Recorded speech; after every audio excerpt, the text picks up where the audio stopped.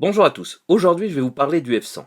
Le F-100 est le dernier grand succès de North American. En effet, cette firme avait accumulé les réussites avec le T6, le P-51 Mustang, le B-25 Mitchell et le F-86 Sabre.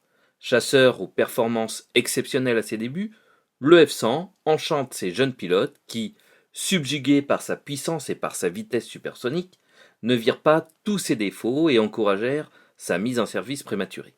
Nous allons voir que le nord-américain F-100 Super Sabre a été développé dans les années 50 comme un avion de chasse polyvalent pour l'US Air Force. Il était le premier avion de chasse capable de maintenir une vitesse supersonique en vol en palier. Le F-100 était équipé d'un moteur puissant et d'ailes en flèche pour améliorer ses performances à haute vitesse. Pendant la guerre du Vietnam, le F-100 a été largement utilisé pour des missions d'appui aérien rapproché, d'interdiction et d'attaque au sol. Il a été utilisé pour attaquer des cibles au sol, telles que les troupes ennemies, les véhicules et les installations militaires. Malgré sa vitesse et sa maniabilité impressionnante, le F-100 était confronté à des défis en raison de sa vulnérabilité aux défenses aériennes ennemies. Au fil des ans, le F-100 a été progressivement retiré du service actif au profit de modèles plus avancés. Cependant, certaines versions ont été converties en avions de reconnaissance ou d'attaque au sol et ont continué à servir dans divers pays jusqu'à la fin des années 80.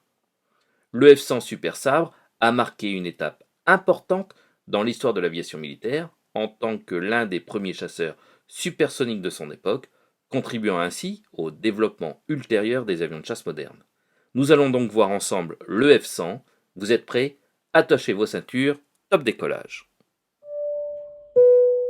Le North American F-100 Super Sabre est un avion que l'on reconnaît facilement à sa forme, à son croupion caractéristique, brûlé par la chaleur du réacteur.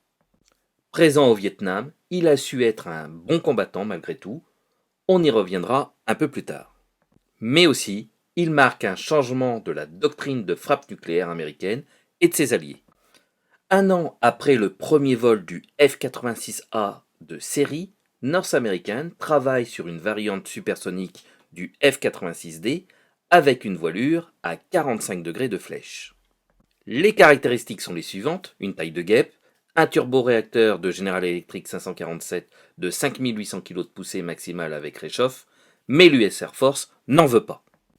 L'US Air Force publie le 27 août 1951 une fiche programme d'un avion qui soit en mesure d'avoir la supériorité aérienne et d'appuyer les troupes au sol. Mais surtout, il doit être livrable dès 1955. North American répond avec un mix des deux projets.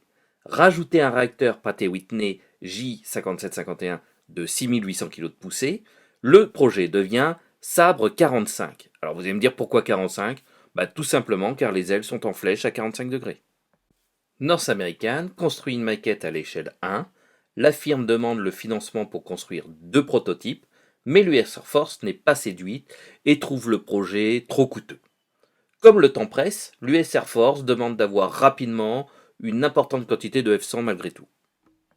Le 7 novembre 1951, l'US Air Force, après avoir inspecté la maquette, ordonne une centaine de modifications. Le 30 novembre 1951, le projet prend le nom de YF-100, puis 2 commandes tombent. Le 3 janvier 1952, 2 avions de pré-série, et le 11 février 1952, 23 F-100 de série. Chose étrange, il n'y a pas de commande de prototype. Le temps presse. L'US Air Force souhaite remplacement du réservoir pour gagner du poids et l'adaptation de l'aile pour l'emport de charge offensive externe. Puis il y a un avenant de commande, le 26 août 1952, la commande est modifiée, 273 avions plus une cellule d'essai statique. Le 25 mars 1953, le YF-100 décolle pour la première fois. Le pilote est George Welch. L'avion est escorté par un F-86D piloté par Frank Pete Everest. Welch, avant le décollage, interpelle Everest. Je ne te paye pas une, mais 2 bières si je passe le mur du son pour arroser ça. À 35 000 pieds, Welch déclenche la réchauffe à Mach 09. Le F-86D reste sur place. Dès qu'il passe Mach 1, il informe au micro Bingo. Everest répond Ok, 2 blondes. L'après-midi, il effectue un deuxième vol, toujours à la vitesse du son. Le premier avion de série sort de l'usine le 28 septembre 1953. Il est présenté à la presse le 17 octobre 1953. L'US Air Force, quant à elle, perçoit ses premiers F-100 le 20 octobre 1953. Le 29 octobre 1953, le F-100 atteint 1215,26 km/h et le 11 mars 1954, le F-100 en piqué passe Mach 1,44. Le F-100A se caractérise par un empennage vertical plus petit, presque hors de proportion, comme vous pouvez le constater sur la photo. Pour réduire la traînée et la masse de l'avion, les ingénieurs avaient cru bien faire en diminuant la hauteur et la surface de la dérive. Cette décision va avoir de fâcheuses conséquences, comme nous allons le voir un peu plus loin.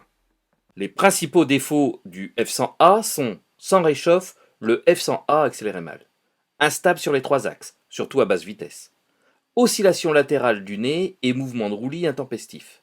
Les commandes répondaient avec mollesse, une visibilité médiocre. En clair, il était difficile de le piloter en formation.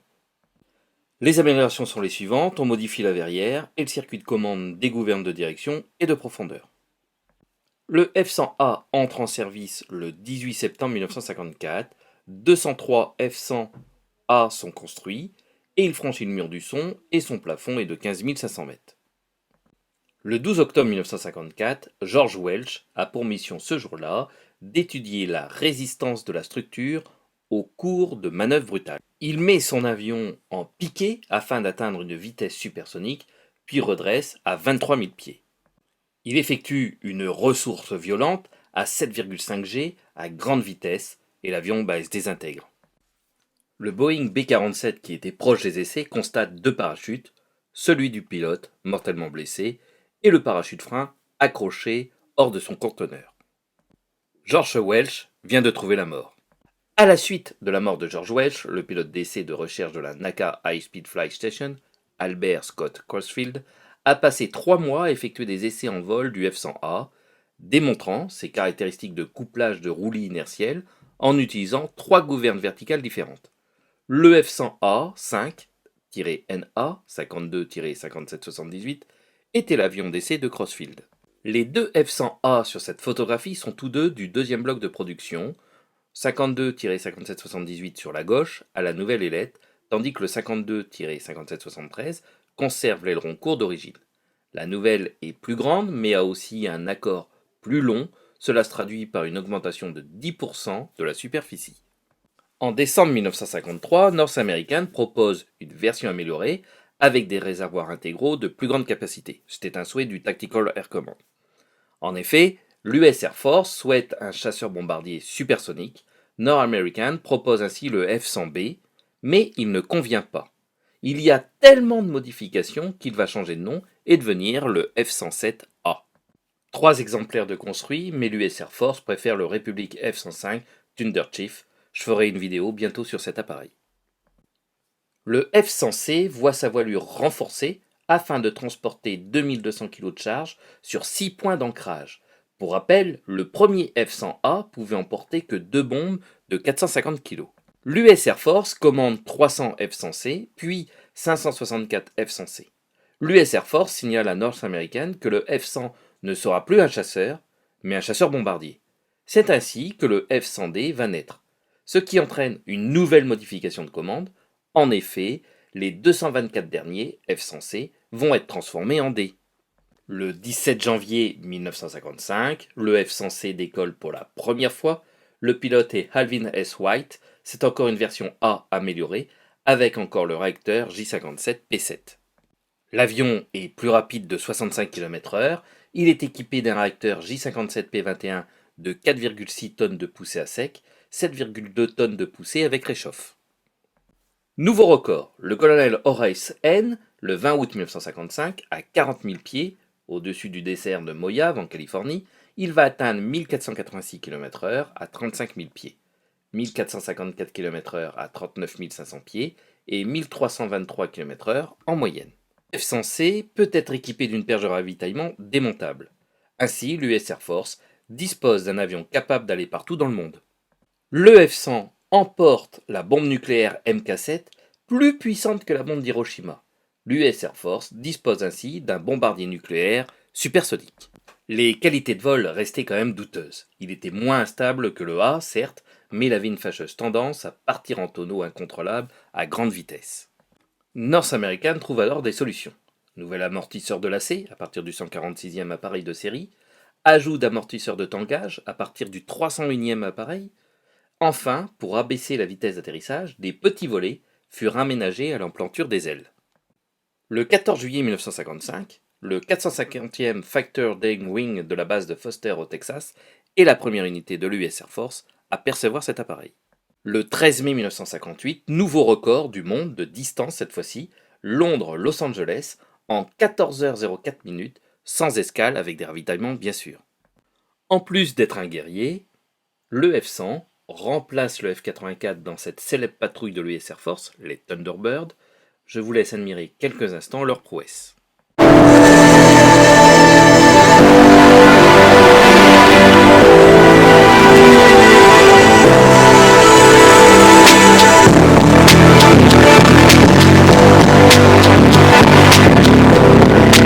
En tout, 476 F-100C sont construits.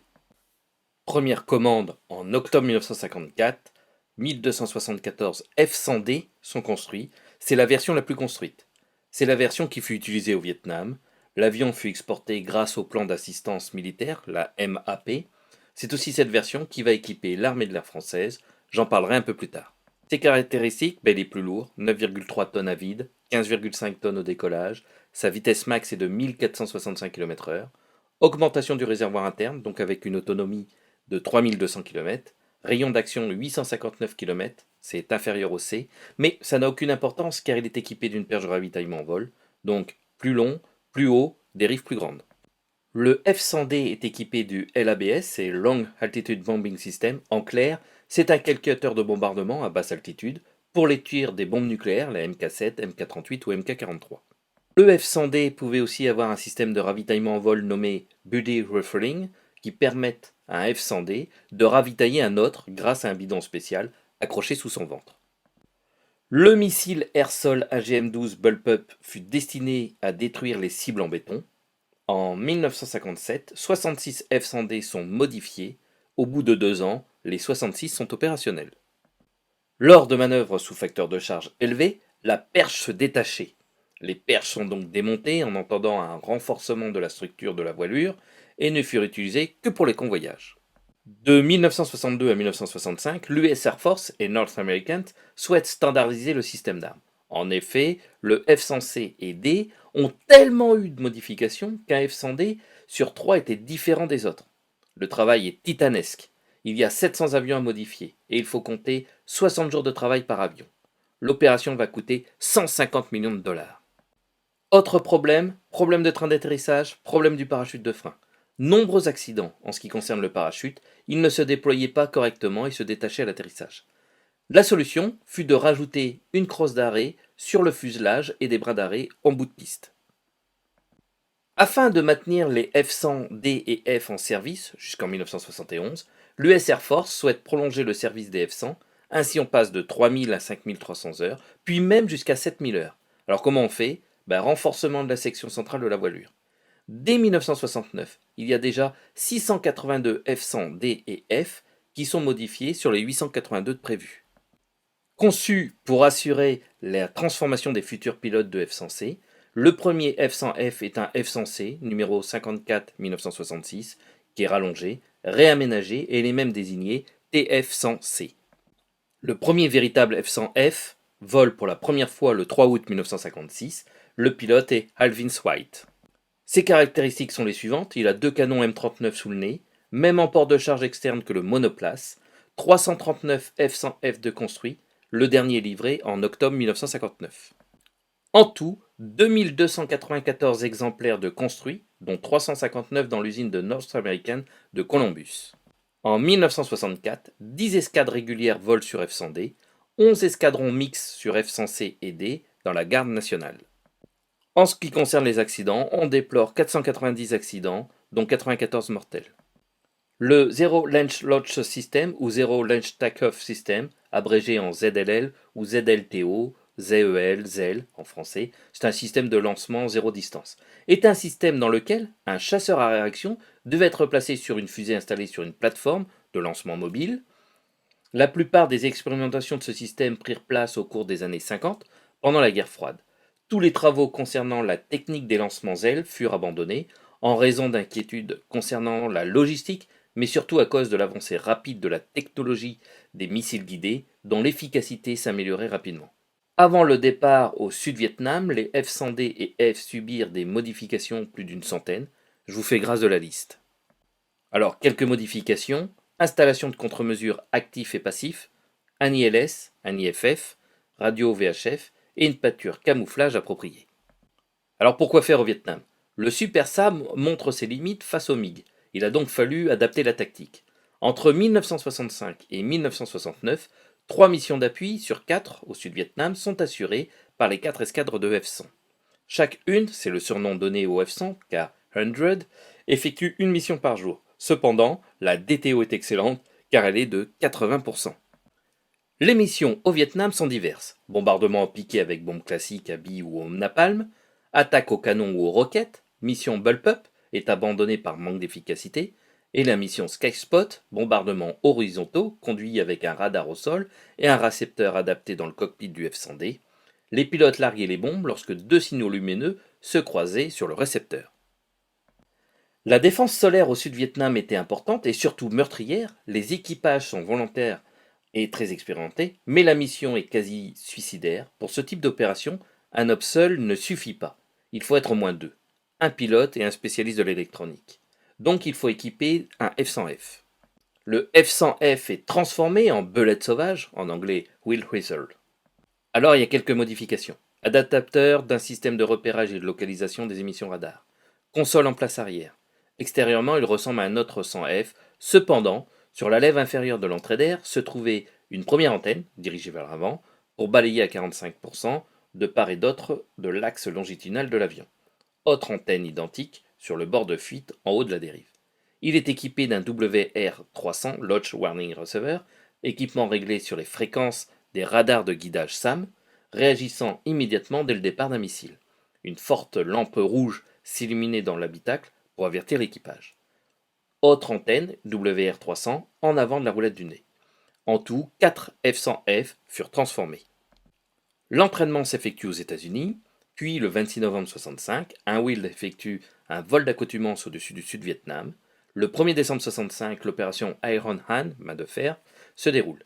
C'est la première mission offensive. Le 22 décembre 1965, un F-100F détruit une première batterie de SAM devant des F-105. En mars 1966, les Wheel Whistles sont équipés de missiles air-sol AGM-65 Strike. Le missile se dirige directement vers la source d'émission d'ondes radar. C'est un avantage pour l'avion, car le missile peut être tiré loin de la cible, donc une sécurité supplémentaire pour l'équipage. Le F-100F pouvait emporter 2 strikes. Le F-100F devient des FAC Ultra Rapid, FAC pour Forward and Controllers. En gros, le F-100F balisait la cible et alertait les chasseurs bombardiers. En moyenne, une mission durait 4h30. Il était équipé de 2 canons de 20 mm et 2 paniers de 7 roquettes fumigènes. Le F-100 va être aussi utilisé pour les missions de RESCAP. Le but est de localiser et protéger les équipages abattus et diriger vers eux les secours. Il y avait même eu un F-100F qui est resté en vol durant 6h30. Et plusieurs ravitaillements en vol, ça va de soi. Le F-100 fut exporté dans 4 pays: la République de Chine, Taïwan, la Turquie, le Danemark et la France. La République de Chine, Taïwan, c'est le seul pays à l'export qui va recevoir des F-100A. Le premier Super Sab arrive en octobre 58, puis en 59, la République de Chine a ordre de bataille 15 F-100A, puis 65 en 1960. En 1961, elle reçoit 4 RF-100A non armés. Elle va recevoir un deuxième lot de 38 F-100A Super Sab de l'US Air Force et de l'ANG sont livrés plus tard. Ils ont la possibilité de tirer des missiles RR Sinwinder. Plusieurs F-100 ont été perdus dans des missions de renseignement au-dessus de la République populaire de Chine. Un total de 122 Super Sabres, 116A, 4 RF-100A, auront été utilisés de 1958 à 1988, date de retrait des derniers avions. Les Turcs vont utiliser 206 Super Sabres, quasiment tous issus du stock de l'US Air Force. Cependant, 20 F-100D et 2 F sont fournis par le Danemark. Les Turcs l'ont utilisé en 1974 contre Chypre. De 1959 à 1961, le Danemark va recevoir 48 F-100D et 10 F-100F dans le cadre du plan d'équipement MDAP. Il succède ainsi au F-84G Thunderjet. En 1974, le Danemark fait l'acquisition de 14 TF-100F de l'US Air Force. Les derniers F-100 danois sont retirés du service en 1982. Ils sont remplacés par des F-16. Les derniers survivants sont transférés en Turquie. En tout, le Danemark aura eu 72 Super Sabres, 48D, 10 F et 14 TF-100F. La France a été la première force aérienne européenne à recevoir le F-100 Super Sabre. Un total de 100 avions, 85 F-100D et 15 F-100F ont été livrés et affectés à la 4e force aérienne tactique de l'OTAN. Je vais donc détailler cette partie. En 1957, afin d'accroître les capacités d'offensive des forces aériennes du commandement intégré de l'OTAN, les USA, dans le cadre du Military Assistance Program, ordonnent le remplacement des F-84 par des F-100 D et F Super Sabre. Les avions sont issus du stock de l'US Air Force. La France et le Danemark sont les premiers servis. L'attribution officielle est de 68 F-100D et 11 F-100F. Les premiers exemplaires sont convoyés depuis l'Espagne par des pilotes américains.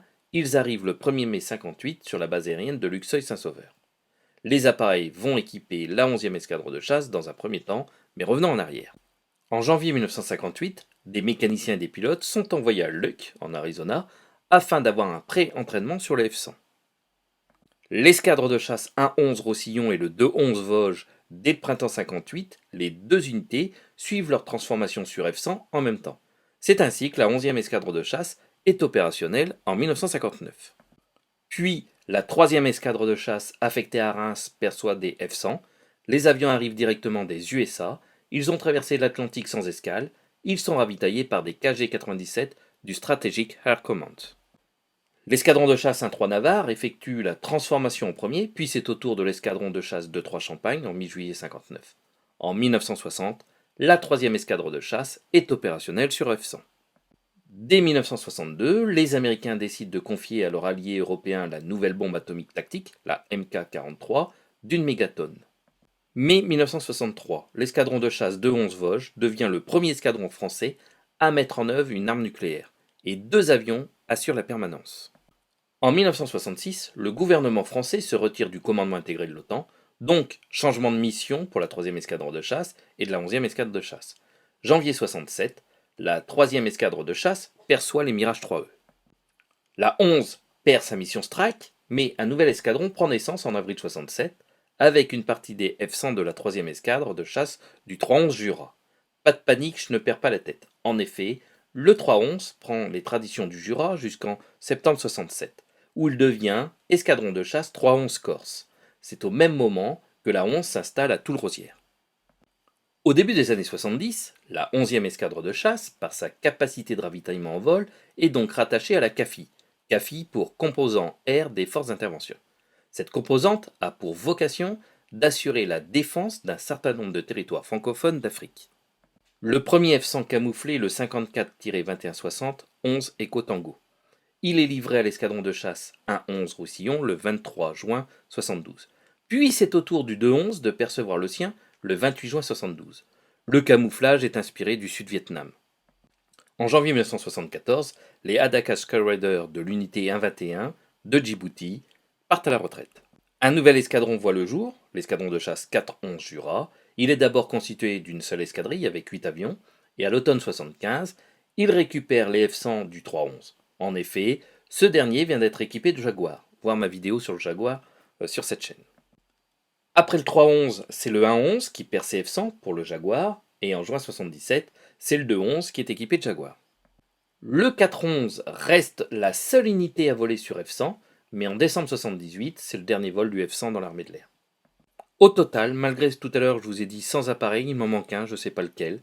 Avec la livraison supplémentaire de 20 monoplaces, l'armée de l'air a eu 99 Super Sabres, 88 monoplaces et 11 biplaces. Alors si vous voulez le faire en maquette, il en existe plusieurs versions, plusieurs échelles, plusieurs marques, il n'y a plus qu'un. Le voir voler, je vous laisse l'admirer, c'est aux USA. Le pilote est Dan Günther Kutschall qui montre son F-100F Super Sabre nord-américain, le seul à voler au monde.